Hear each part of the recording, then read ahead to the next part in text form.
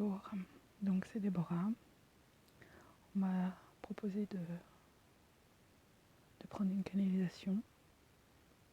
Donc le temps que ça vienne, parce que j'ai déjà eu un petit bonjour. Je ne sais pas trop à qui j'ai affaire. Donc on m'a demandé de parler de la vie. Tout simplement.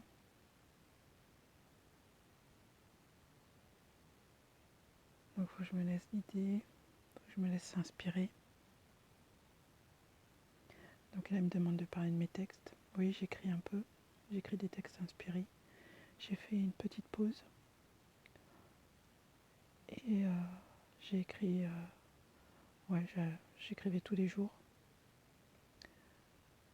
Ce qui me permettait d'évacuer des émotions.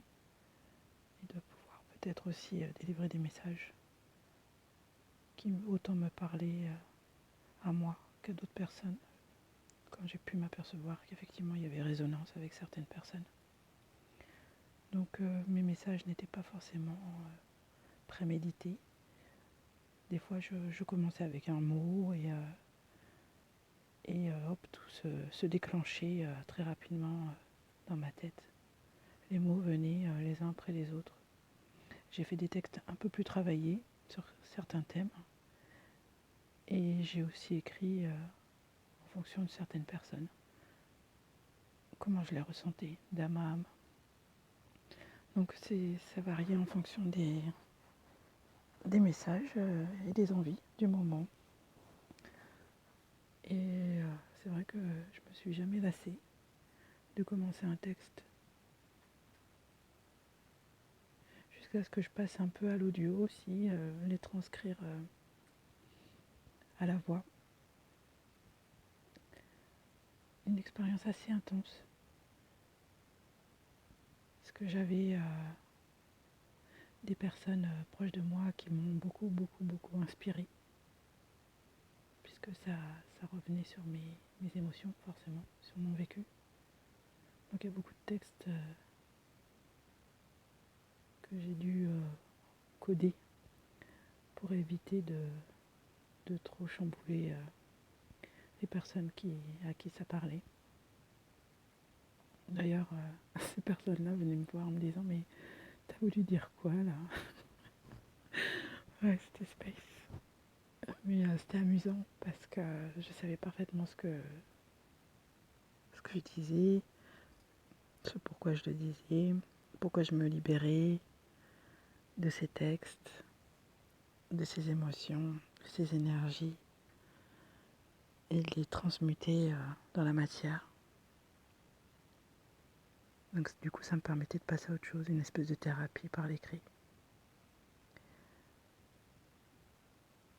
Donc là voilà, ils ont dû vouloir me dire que quand on a envie de vivre ces instants et de pouvoir les transmuter les énergies qui nous pèsent ou qui nous rendent heureux, puisque effectivement il n'y a pas que les énergies lourdes, il y a des belles énergies aussi. Et de pouvoir retrouver l'équilibre, des fois juste en les libérant dans la matière, soit par l'écrit, soit par la chanson, soit par le dessin, le sport, peu importe le champ de libération. Ils me font dire que c'est nécessaire pour retrouver l'équilibre.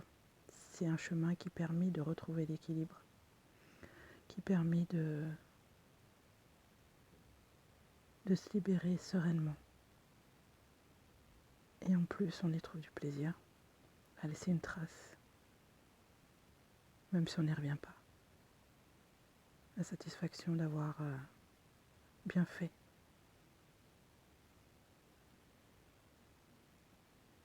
Je me surprends à relire certains textes et je me redécouvre sous une autre facette. Cette expérience au moment où je l'ai écrit, était très intense, ou pas, parce qu'il y a des textes qui m'ont fait un peu ni chaud ni froid, c'était juste à dire, quoi. Voilà, les émotions n'étaient pas... Elles n'étaient pas toutes pareilles. Un miroir sensoriel extrêmement différent en général, ouais. Très belle expérience. Je pense que je vais continuer, mais plus tard. Pour le moment, je me concentre sur autre chose. Sur ces canalisations déjà. Et comme un blog. Parce que là, j'arrive pas trop à comprendre en fait ce que je fais là maintenant. Mais voilà, je saisis en fait ce qu'on me demande de faire. Et je me laisse guider. Pareil, par l'inspiration et la canalisation, j'entends des mots, je ressens des impressions et je vois des images. Donc du coup, je délivre mon ressenti dans ces audios, de cœur à cœur. Voilà. Est-ce qu'il y a autre chose? Bon, on me dit non, c'est parfait. Donc je vais m'en arrêter là. Donc pour résumer, libérons nos émotions du mieux qu'on peut pour pouvoir retrouver un équilibre et une neutralité. Évacuer, transmuter les énergies, parce qu'elles ne font que passer quelque part, sauf si on les retient. Et en prendre conscience permet vite de passer à autre chose et de vivre dans la matière avec beaucoup plus de paix, de sérénité et de joie. Voilà le message du moment. Je vous remercie de m'avoir écouté. C'était Déborah.